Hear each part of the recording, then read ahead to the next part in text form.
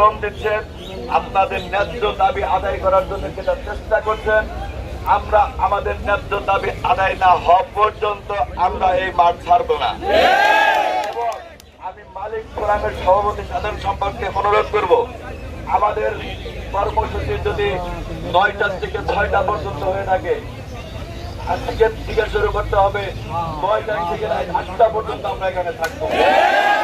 তাছাড়া এটা অনেক সমস্যা হচ্ছে।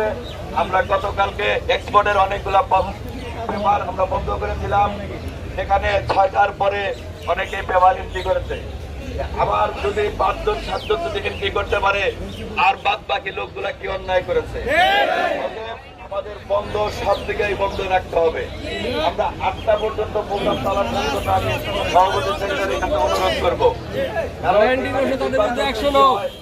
6টার পরে আমরা পারি না।